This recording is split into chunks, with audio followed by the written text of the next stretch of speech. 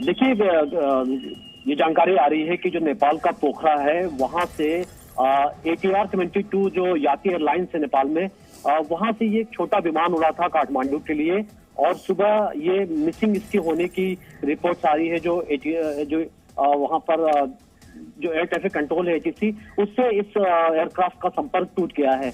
और जानकारी आ रही है कि इसमें कुल 68 यात्री बैठे थे, जिसमें जो 4 उसके क्रू मेंबर्स हैं वो भी थे। और ये कहा जा रहा है कि ये जो प्लेन है ये हो सकता है कि दुर्घटनाग्रस्त हो गया हो, क्योंकि कुछ नेपाल में जिस जगह पर ये ऐसी रिपोर्ट किए जा रहे हैं कि जिस जगह पे ये क्रैश हुआ है उसकी तस्वीरें, उसकी फोटोज सोशल मीडिया पर नेपाल में वायरल हो रही है। यानी कुछ लोगों ने इस तरीके का धमाका सुना हुआ है। हालांकि भी ऑफिशियल लेवल पर जो यात्री एयरलाइंस का ये कहना है कि उनका प्लेन मिसिंग है, लेकिन क्या वाकई ये क्रैश हो चुका है या अभी स्थितियां क्या है, इसको लेकर के और जानकारी जुटाई जा रही है। मनीष, क्या आप सिलाई सीखने के लिए हजारों रुपए खर्च करने के लिए चिंतित हैं? फ्रीडम ऐप को डाउनलोड करें, 40 घंटों का टेलरिंग कोर्स देखिए और खुद का टेलरिंग बिजनेस शुरू करें। मतलब ये सूत्र बता रहे हैं कि इस तरह की दुर्घटना हो सकती है। लेकिन एक और अपडेट दर्शकों को दे दें कि रेस्क्यू ऑपरेशन तो शुरू कर दिया गया है, साथ ही एयरपोर्ट को भी कुछ समय के लिए बंद कर दिया गया है। यानी 4 क्रू मेंबर और 68 यात्री इसमें सवार थे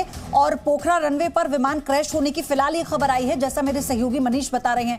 मनीष, सबसे बड़ी बात यह है कि अगर अभी तक किसी भी तरह का कोई सिग्नल नहीं मिला, कोई इसके बारे में कोई जानकारी नहीं मिली, तो फिर ये पूरी संभावना हो जाती है कि कोई दुर्घटना हो गई।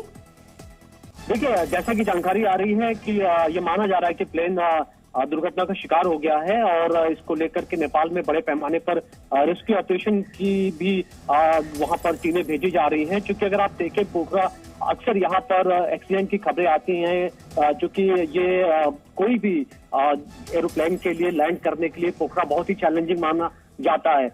तो अक्सर लोग इस मौसम में जो टूरिस्ट हैं वो पोखरा में जाते हैं बड़ी संख्या में। बहुत ही खूबसूरत जगह है नेपाल के अंदर।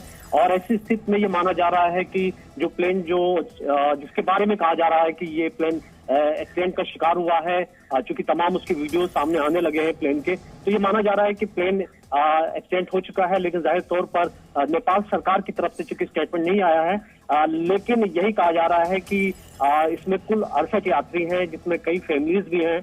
और सभी यही प्रे कर रहे हैं नेपाल में और बाहर भी कि जो लोग हैं वो सकुशल हों। लेकिन क्या इसमें जो यात्री हैं अभी किस अवस्था में मनीष, क्या ये जानकारी मिल पाई है हादसा हुआ कहाँ है? रनवे पे हुआ है, लैंडिंग के वक्त हुआ है, टेक ऑफ के वक्त हुआ है?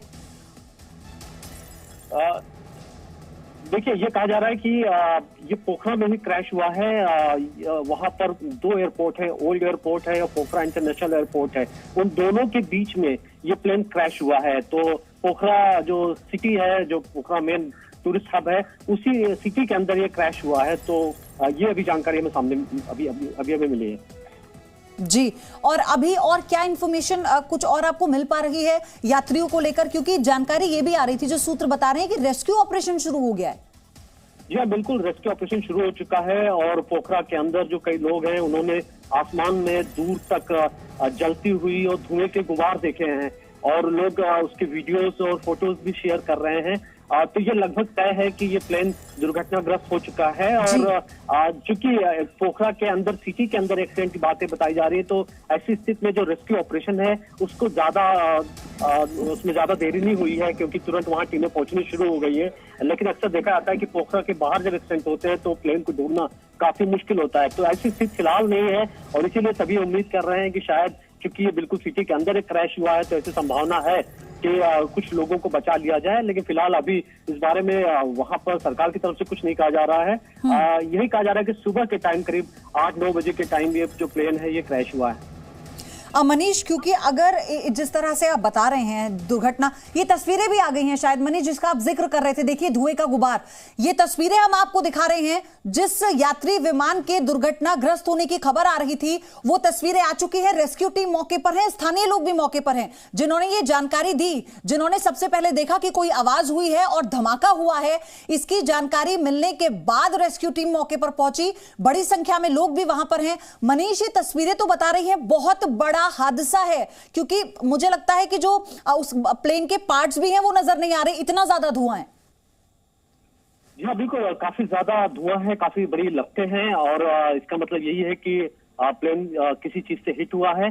और जो एक्सपर्ट हैं वो पोखरा एयरपोर्ट को लेकर के बताते हैं कि टेबल टॉप एयरपोर्ट है, यानी ये बहुत ही छोटा एयरपोर्ट है और कई बार इसकी आशंका रहती है कि जो एक्सपीरियंस पायलट नहीं होते हैं वो कई बार लैंडिंग या टेक ऑफ करने में उनको बहुत दिक्कत होती है, प्लेन रनवे से शूट कर जाता है। तो क्या ऐसी स्थिति आई थी ये भी देखना होगा, लेकिन जाहिर तौर पर अभी हम एक्सीडेंट की बात कर रहे हैं और ऐसी स्थिति में ये बहुत बड़ी दुर्घटना है क्योंकि बहुत ज्यादा इसके अंदर यात्री थे और हालांकि ये प्लेन छोटा ही था, लेकिन आखिर एक्सीडेंट कैसे हुआ है अभी ये चीजें साफ नहीं है, लेकिन प्रायोरिटी यही है कि मनीष मैं चाहती हूँ एक बार आप इसको फिर से क्लियर कर दे। तो तस्वीरों के जरिए जो हम देख पा रहे हैं कि एयरपोर्ट के नजदीक है, टेक ऑफ कर चुका था, उसी दौरान इसमें कोई दिक्कत हुई है और फिर यह हादसा हुआ?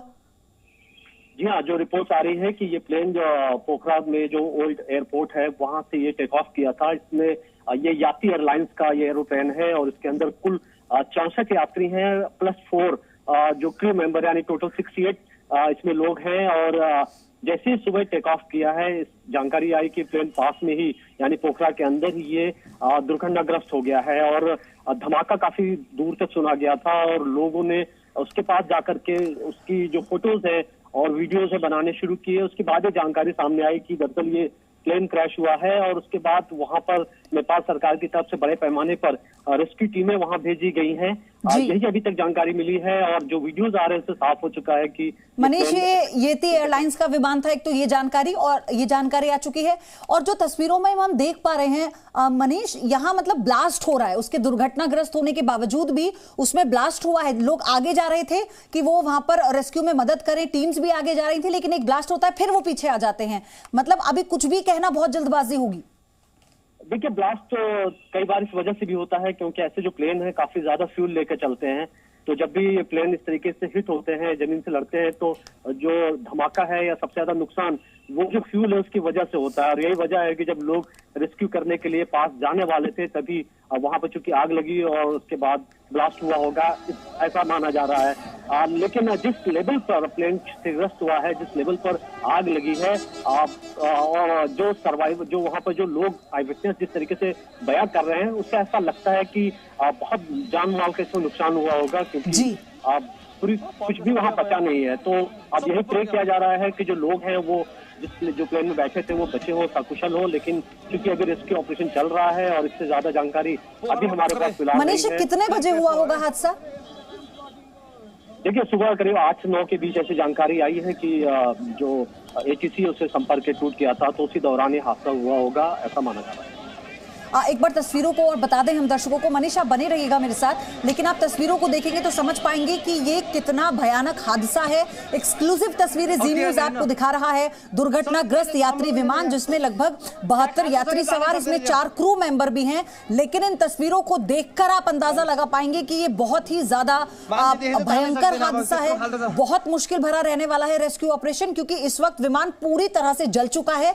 काले धुएं का गुबार आपको दिख रहा है और इसमें लगातार ब्लास्ट भी रह रहकर हो रहे हैं। रेस्क्यू टीम जो मौके पर है उनकी प्राथमिकता यह है कि इसमें जो यात्री सवार हैं उन्हें किसी तरह से निकाल लें, लेकिन ये जो धुआं इसमें सबसे बड़ी अड़चन है इस वक्त। आप इसे मानकर चलिए, अभी जो आग लगी है, आग की लपटों को आप देख पा रहे होंगे, ये बहुत बड़ी बाधा है रेस्क्यू टीम्स के लिए। स्थानीय लोगों ने जब आवाज सुनी कि कोई धमाका हुआ है, उन्होंने जब धुआं देखा आसमान में तो उन्हें ये कुछ लगा, किसी अनहोनी का अंदेशा लगा, जिसके बाद इसकी जानकारी दी गई। और फिर क्योंकि इस विमान के से कोई कांटेक्ट नहीं हो पा रहा था, कोई सिग्नल नहीं मिल पा रहे थे, इसको लेकर सर्च भी जारी थी और फिर ये माना गया कि हो सकता है कि वो यात्री विमान दुर्घटनाग्रस्त हो गया हो, और वही हुआ। इस विमान की तस्वीरें भी सामने आ चुकी हैं। ये इस वक्त की बड़ी खबर आपको नेपाल से हम बता रहे हैं, जहां एक यात्री विमान दुर्घटनाग्रस्त हो गया है। 72 यात्रियों को यह विमान ले जा रहा था, जिसमें 4 क्रू मेंबर भी हैं।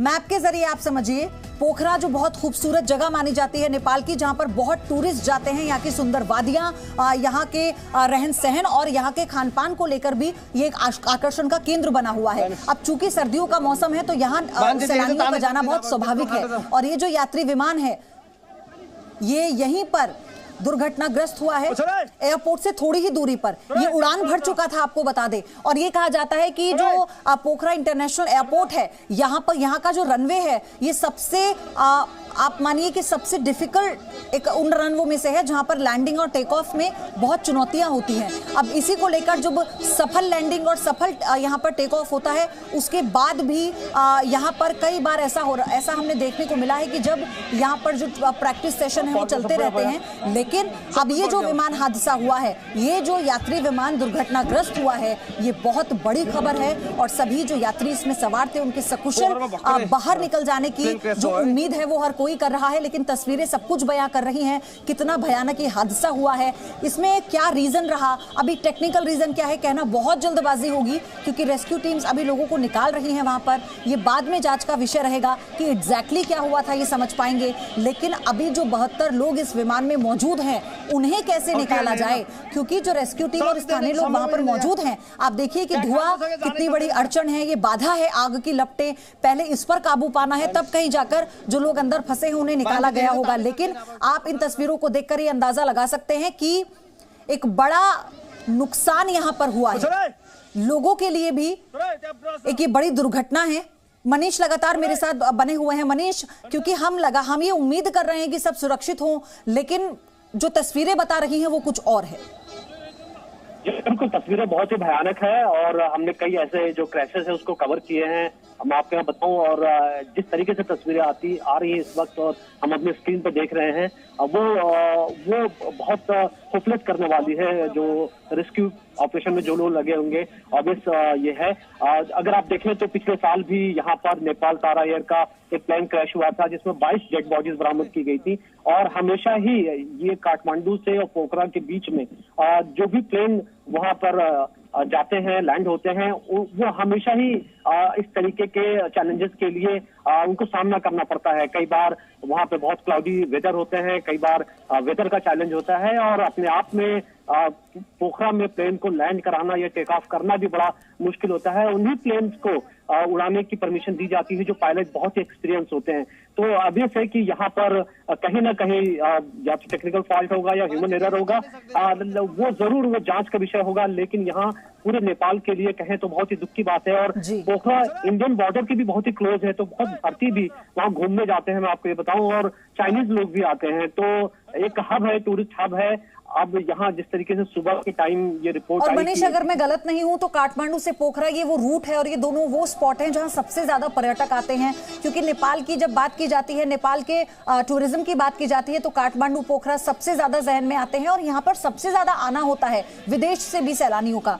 तो ऐसे में मेरा सवाल आपसे ये है कि जो ये रनवे है, जो ये रूट है, जब यहाँ आए दिन ऐसे दुर्घटनाएं होती रहती हैं विमान के साथ, तो फिर क्या इसके लिए कोई विकल्प आज तक तैयार नहीं हो पाया?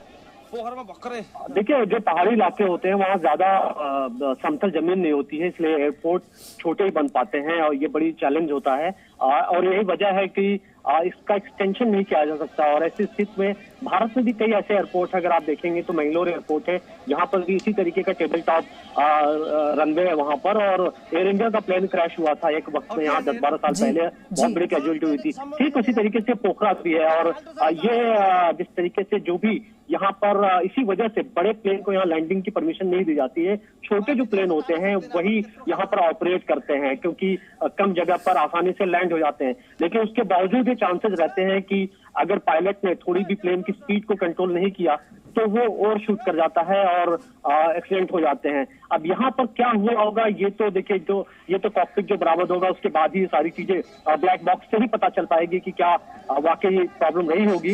लेकिन यहाँ पर जरूर है कि अभी जो प्रायोरिटी यही है कि क्या जो लोग सवार थे वो सुरक्षित है कि नहीं। और जिस तरीके से विजुअल्स आ रहे हैं और जिससे प्लेन के पखच्चे उड़े हुए हैं, क्योंकि प्लेन पहले क्रैश होता है, कुछ टुकड़ों में बचता है, उसके बाद ये प्लेन ब्लास्ट करता है। और ब्लास्ट हुआ है तो उसके बाद बहुत कम उम्मीद है, क्योंकि कई लोगों को मौके भी नहीं मिले होंगे कि वहां निकल भी सके, अगर जान बचने की चांसेस हुए होंगे तो ये एक ऐसी चीज है जहां पर कुछ देर में चीजें साफ होंगी।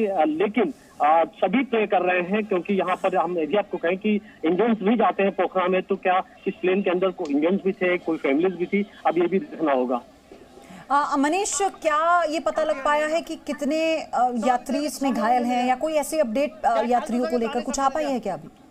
अभी कुछ भी नहीं है। अब आपको मैं अगर बयां करूं तो, क्योंकि अभी तो रेस्क्यू ऑपरेशन चल रहा है और अभी किस तरीके से इसमें लोग सरवाइव करते हैं और कितनी को जाने बचती हैं, ये तो अब थोड़ी देर में क्लियर होगा। लेकिन अभी मनीष मैं आपको रोक रही हूँ, देखिए लोगों को कैसे रेस्क्यू किया जा रहा है, निकाला गया है कुछ लोगों को, क्योंकि कुछ लोग इस आग की जद में आए हैं। आप इन दो तस्वीरों के जरिए देखिए, एक तस्वीर हम आपको लगातार दिखा रहे हैं शुरुआत से कैसे इसमें आग लगी है, दुर्घटनाग्रस्त हुआ है। रेस्क्यू की जो तस्वीर आप देखेंगे उसमें लोगों को निकाला गया है प्लेन के अंदर से।